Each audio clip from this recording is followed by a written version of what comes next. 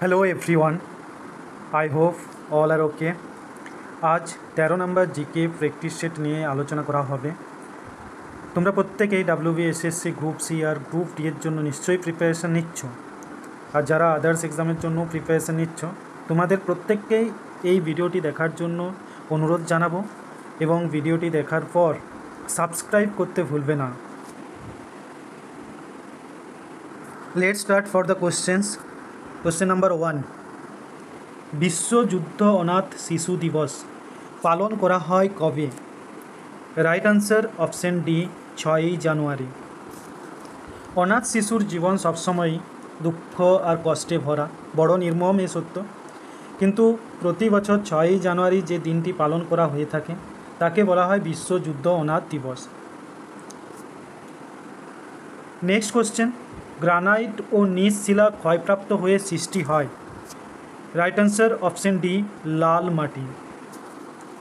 Archaean যুগের যে granite আর নিস প্রভৃতি প্রাচীন যে শিলাগুলি সেগুলো ক্ষয়ীভূত হয়ে এই লাল মাটির সৃষ্টি করেছে। লোহার ভাগ বেশি থাকায় এই মাটির রং লাল হয়। পরের প্রশ্নটিতে চলে আসবো, ভারতবর্ষের হিন্দুস্থান নামকরণ করেছিলেন কারা? রাইট আনসার অপশন সি, পারসিকরা। সিন্ধু নদীর তীরবর্তী ভারতীয়দের সাথে বিদেশিদের সর্বপ্রথম পরিচয় ঘটেছিল। প্রাচীন পারসিকরা সিন্ধু নদকে হিন্দু উচ্চারণ করত, আর এই থেকেই এই দেশের নামকরণ হিন্দুস্থান হয়। গ্রিক ও রোমানরা হিন্দুকে ইন্দাস উচ্চারণ করত, সেই থেকে ইন্ডিয়া নামকরণ করা হয়েছে। নেক্সট কোশ্চেন, বাংলার পর্তুগিজদের প্রধান ঘাঁটি কোথায় ছিল? Right answer option C, Hooghly. পর্তুগিজদের বাংলার প্রথম আগমন ঘটে 1516 খ্রিস্টাব্দে। কত সালে? 1516 খ্রিস্টাব্দের আগমন ঘটে।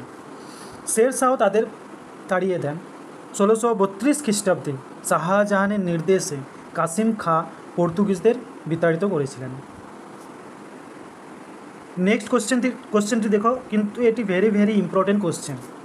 শ্রীকৃষ্ণ বিজয় কার লেখা? Right answer option B, Maladhar Basu. Maladhar Basu. তো মালাধার বসুর যে উপাধি ছিল সেই উপাধিটার নাম হচ্ছে Gunraj. Very very important question, এবং অনেকবার এক্সামে এই কোশ্চেনটা এসছে যে শ্রীকৃষ্ণ বিজয় কার লেখা? মালাধার বসু। আর মালাধার বসুকে গুণরাজ উপাধি দেওয়া হয়েছিল। নেক্সট কোশ্চেন, হরপ্পা সভ্যতা কোন নদীর তীরে গড়ে উঠেছিল? রাইট আনসার অপশন সি, সিন্ধু নদীর তীরে। এবং হরপ্পা সভ্যতা কত সালে আবিষ্কার হয়েছিল? 1921 সালে। এই হরপ্পা সভ্যতা ছিল নদীমাতৃক সভ্যতা। সিন্ধু নদীকে কেন্দ্র করেই এই সভ্যতা গড়ে উঠেছিল। পরের প্রশ্নটি দেখো, কেন্দ্রীয় মন্ত্রী পরিষদ কার নিকট যৌথভাবে দায়িত্বশীল? Collectively responsible. এই কোশ্চেনটাও আলোচনা হয়েছে আগের ভিডিওতে। যারা যারা আগের সিরিজগুলো দেখোনি ভিডিওর, তো তারা অবশ্যই দেখে নাও। এই কোশ্চেনটা রিপিট কোশ্চেন, যে কালেকটিভলি রেসপন্সিবল এটা কোন আর্টিকেলে আছে? 75(3) বা 75(c) নাম্বার আর্টিকেলে। পরের প্রশ্নটি, নিচের কোনটি সবচেয়ে হালকা ধাতু? নিচের সবচেয়ে কোনটি হালকা ধাতু? লিথিয়াম। লিথিয়ামের সংকেত হচ্ছে Li। নেক্সট কোশ্চেন, যে পাত্রে 100 গ্রাম জল ধরে সেই পাত্রে যে পরিমাণ পারদ ধরবে তা হলো?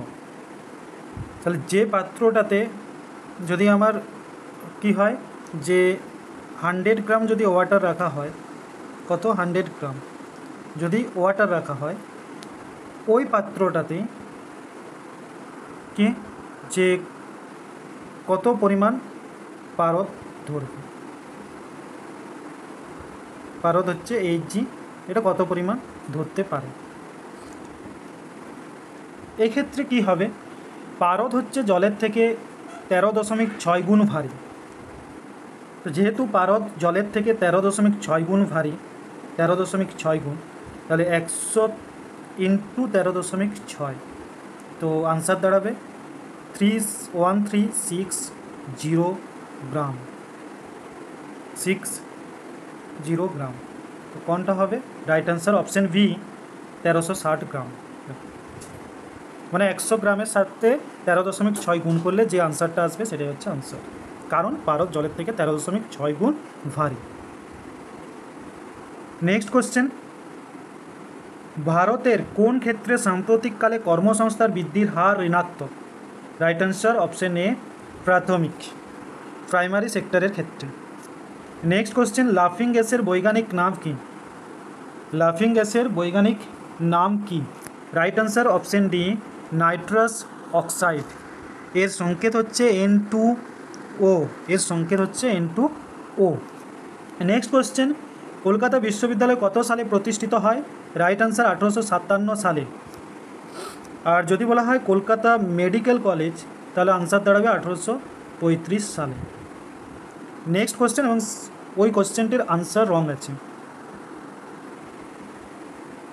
নিচের কোন তড়িৎচুম্বক রশ্মির তরঙ্গদৈর্ঘ্য সর্বাধিক, যে ওয়েভলেন্থ সেটা ম্যাক্সিমাম? তো এতে দিচ্ছে অতিবেগুনি, বিতে দিচ্ছে দৃশ্য আলোক, সিতে দিচ্ছে গামা রশ্মি, ডিতে দিচ্ছে ইনফ্রারেড। তো আমাদের যদি ক্রমটা সাজানো হয় তাহলে এক্স গামা রে, তারপরে এক্স রে, তারপরে আলট্রাভায়োলেট রেস, তারপরে ভিজিবল লাইট, তারপর ইনফ্রারেড, তারপরে মাইক্রোওয়েভ, তারপরে রেডিও ওয়েভ। তো তরঙ্গ দৈর্ঘ্য সর্বাধিক কোথায় হচ্ছে? এখানে রেডিও ওয়েভস নেই, মাইক্রোওয়েভস নেই, তো তার আগে আছে ইনফ্রারেড। রাইট আনসার হবে ইনফ্রারেড। আর গামারে এর হচ্ছে সবথেকে ছোট তরঙ্গ দৈর্ঘ্য, shortest.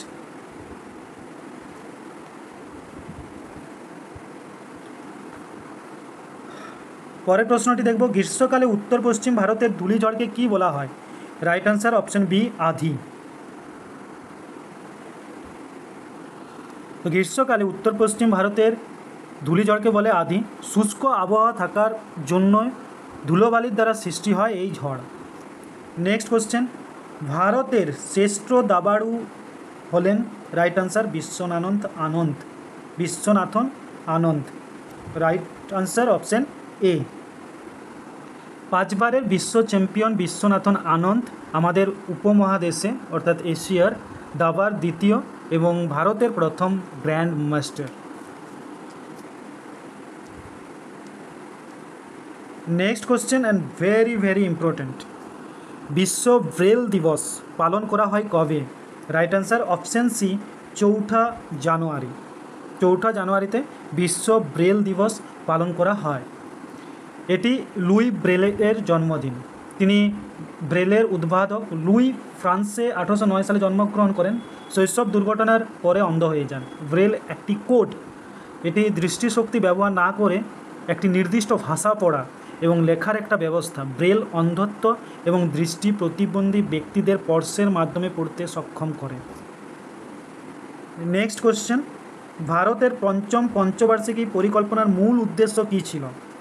Right answer option B, দরিদ্রতা দূরীকরণ করা, অর্থনৈতিক স্থিতিশীলতা বজায় রাখা।